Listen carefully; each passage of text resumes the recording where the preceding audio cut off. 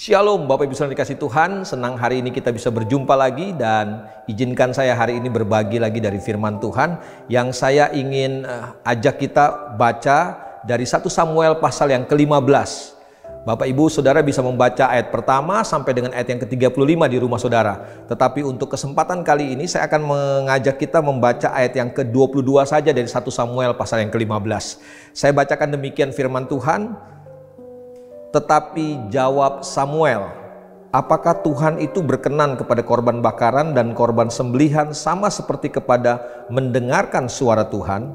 Sesungguhnya mendengarkan lebih baik daripada korban sembelihan, memperhatikan lebih baik daripada lemak domba-domba jantan. Bapak Ibu Saudara dikasih Tuhan, dalam pembacaan kita hari ini, kalau saudara baca mulai ayat yang pertama, saudara akan menemukan judul perikopnya yaitu Saul ditolak. Kita sama-sama tahu siapa Saul. Saul adalah seorang raja yang dipilih oleh Tuhan untuk memimpin orang Israel. Karena Israel menghendaki seorang pemimpin seperti bangsa-bangsa lain. Tuhan akhirnya mengabulkan permintaan Israel dan memilih Saul menjadi raja untuk Israel. Tetapi sayang, apa yang terjadi kemudian adalah Saul beberapa kali melakukan hal-hal yang harusnya tidak boleh dia lakukan. Dan salah satunya dalam 1 Samuel pasal yang ke-15 ini. Akhirnya dari kisah ini kita menemukan begini, Saul ditolak menjadi raja. Bapak Ibu Saudara dikasih Tuhan, apa sih penyebab penolakan Saul jadi raja? Apa sih penyebabnya Tuhan menolak Saul akhirnya menjadi raja Israel di hadapan Tuhan? Di hadapan Israel, Saul tetap seorang raja, tetapi di hadapan Tuhan, Saul bukan lagi seorang raja.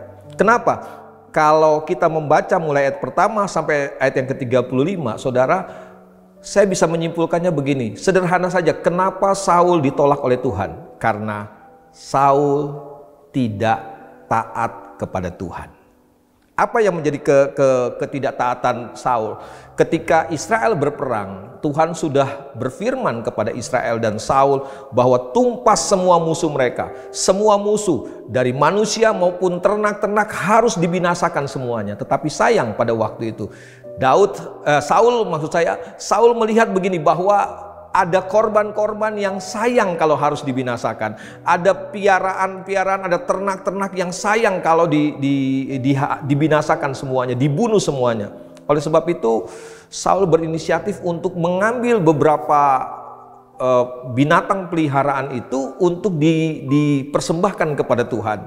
Ketika Samuel datang dan menanyakan hal ini kepada Saul, Saul memberikan sebuah alasan yang menurut kita sangat rohani. Apa alasannya? Kami sengaja membiarkan ternak ini tidak kami binasakan, tidak kami bunuh, karena kami ingin mempersembahkannya kepada Tuhan. Dan akhirnya dengan alasan ini Samuel menyampaikan firman Tuhan seperti yang kita baca hari ini.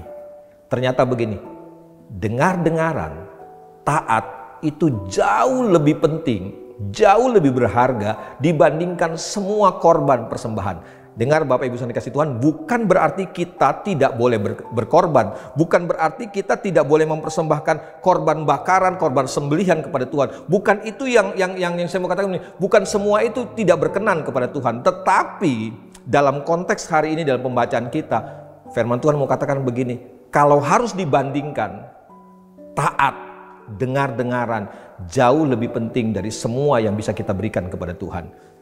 Jadi hari ini pesan firman Tuhan buat kita, kalau ada sesuatu yang kita mau berikan kepada Tuhan yang paling berharga, gampang saja Bapak Ibu Saudara dikasih Tuhan, taatlah kepada firman Tuhan, taatlah kepada kehendaknya, taatlah kepada perintahnya, sebab itu lebih berharga dari semua korban yang kita bisa persembahkan kepada Tuhan. Akhirnya Bapak Ibu Saudara dikasih Tuhan, apa yang saudara tahu sebagai perintah, sebagai kebenaran firman Tuhan, lakukan.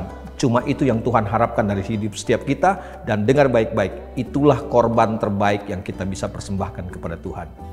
Melakukan kehendak Tuhan bukan cuma sekedar apa yang kita ingin lakukan, tetapi apa yang Tuhan mau kita lakukan dalam hidup setiap kita.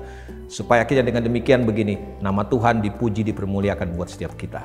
Selamat melakukan kehendak Tuhan. Teruslah hidup dalam ketaatan. Biar Tuhan dipermuliakan dalam hidup setiap kita. Mari kita satu dalam doa.